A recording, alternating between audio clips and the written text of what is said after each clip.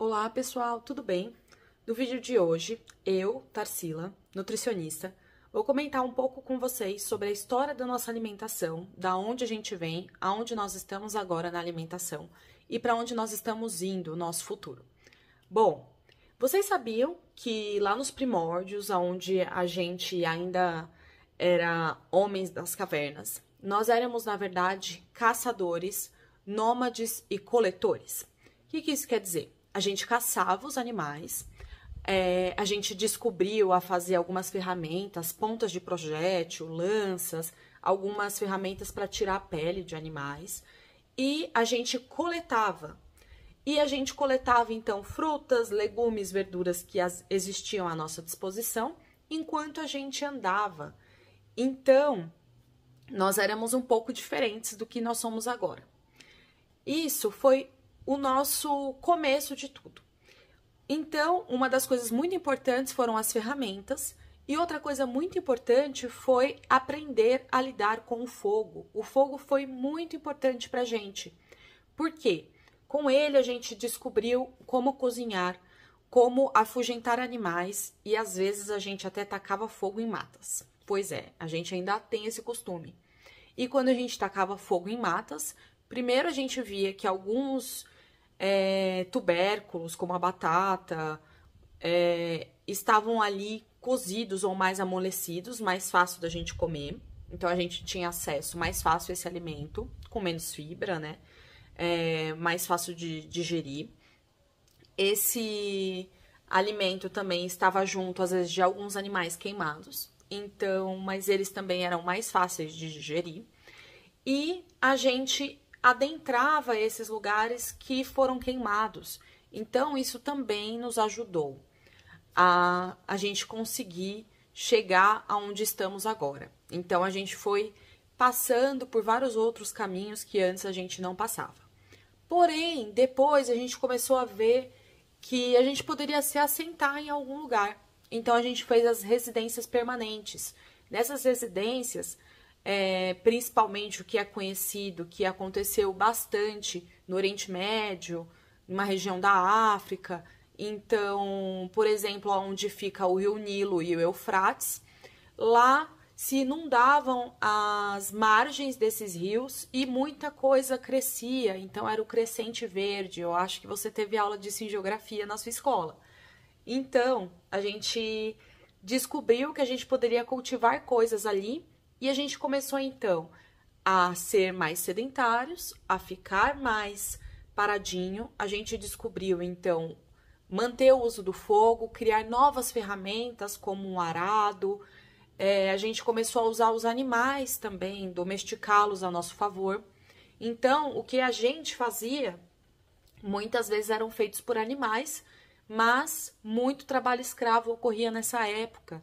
Então, as pessoas trabalhavam muito e já começavam a sofrer com a falta de comida. Ah, Tarsila, é porque não tinha comida? Não, é basicamente o que a gente tem agora. Muitas pessoas passando fome, trabalhando para manter poucos no topo que comem bastante, em fartura e do bom e do melhor. Então, a gente continua sendo assim, né? E o que foi acontecendo? A gente começou a criar técnicas gastronômicas, que a gente chama de técnicas dietéticas. A gente descobriu como lidar com o alimento para ele nos servir, não só para alimentação, mas também para a gente criar técnicas, até para... Hoje em dia a gente tem nutrição animal, por exemplo, né? E isso a gente foi nos aprimorando, a gente foi desenvolvendo as gastronomias ao longo do tempo.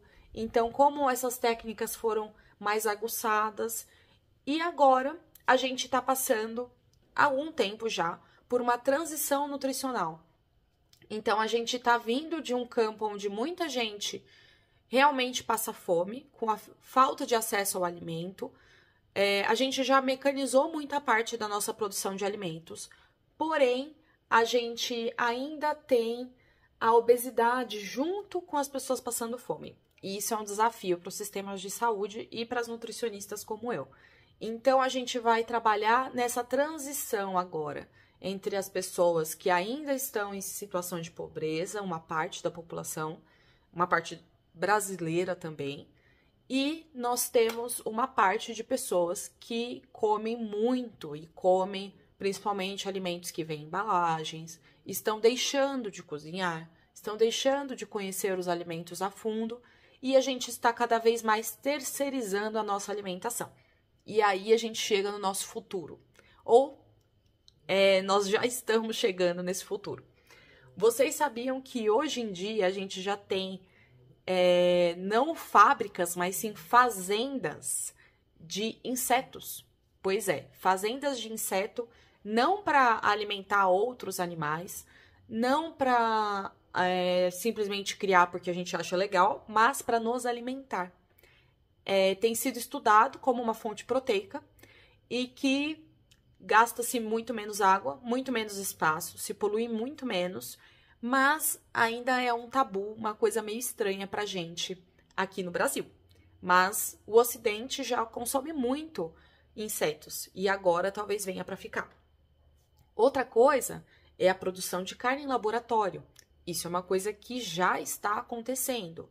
A gente já tem robôs, já tem IAs, as inteligências artificiais, trabalhando a nosso favor. Então, muita coisa já está rolando e que a gente tem que se adaptar. Muita coisa pode vir para ajudar? Com certeza. Se a gente tiver uma IA que consiga estudar os padrões alimentares, que consiga entender o que faz as pessoas consumirem, vai ser um trabalho muito mais rápido de pesquisa, né? A gente pode até usar as IAs nas nossas pesquisas dentro das universidades. Mas algumas coisas podem prejudicar também. Por quê? Porque a gente não sabe exatamente a longo prazo, por exemplo, o consumo de uma carne em laboratório. Ou toda a energia que se usa dentro de fábricas, dentro de laboratórios para se criar essas carnes. E essas carnes já estão sendo produzidas, já faz bastante tempo até, e elas se tornam muito mais caras. Mas temos aí um panorama. Nós viemos de caçadores-coletores e nômades para pessoas mais sedentárias, com uma agricultura, depois técnicas, depois mais luxo na alimentação, os restaurantes vieram para ficar. Mas com tudo isso a gente ainda tem pessoas pobres passando fome e pessoas ricas comendo bastante. Ou as pessoas ali no meio que estão entre um e outro, que comem bastante, mas coisas que não são tão saudáveis. E o nosso futuro, a gente já não sabe exatamente as repercussões disso tudo. A gente não tem a longo prazo estudos longitudinais de pessoas que realmente consomem insetos há tanto tempo, junto com inteligência artificial, junto com carne em laboratório, muita coisa pode acontecer. Eu queria saber se vocês já sabiam desses pormenores da nossa alimentação. A gente passou muito rápido, mas é só para a gente fazer uma linha cronológica bem simples de como as coisas foram se sucedendo, em 3 pontos, né? Lá no começo, o meio e agora o nosso futuro, a nossa situação do presente para o final. Para o final, não, para o futuro. Esperamos que vivamos bastante. E a gente gostaria de saber de vocês. Vocês já sabiam dessas coisas? Vocês têm curiosidade sobre esse assunto? Vocês querem saber mais alguma coisa? Comentem aqui, se inscrevam, não deixem de participar do nosso canal, que é muito importante pra gente. Eu sou a Tarsila e até mais.